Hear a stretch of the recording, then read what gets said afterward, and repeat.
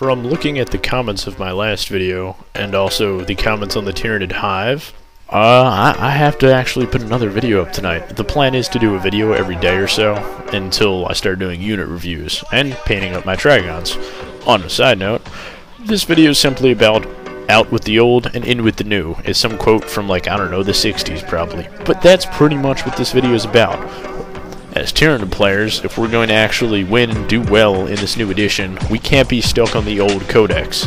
If we sit there and try and go, I'm still going to try and play Nidzilla, I can still do it, 9 Carnifexes, it can work, or like 2 Tyrants and like lots of Carnifexes. It's not going to work, I'm sorry.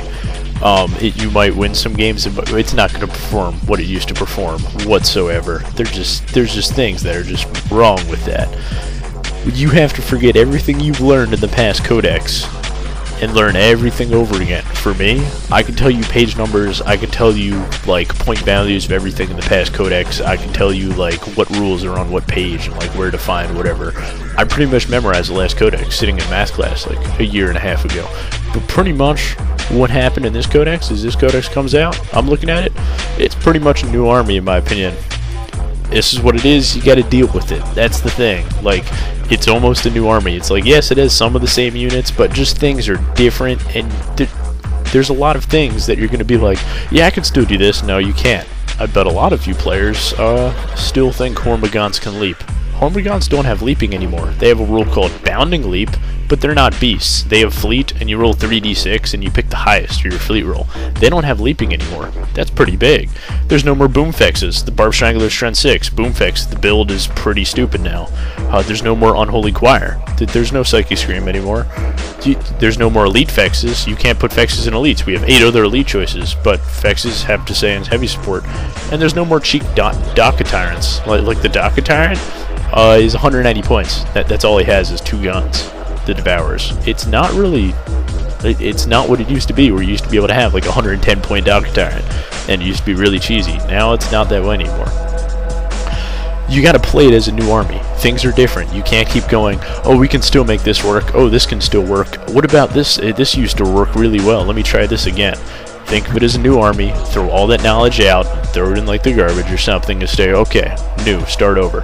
Yes, you could still use Carnifexes effectively. Until I get my Dragons up, I'm probably going to be playing a few games where I use like a squadron of 2 Dakafexes or something.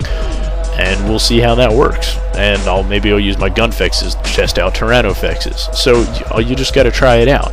So I'm going to try out those, we're going to see how it works. It might not be as effective, but hey, I'll play with it. You pretty much, this video is focusing on, now I'm kind of rambling a little bit, I got off track.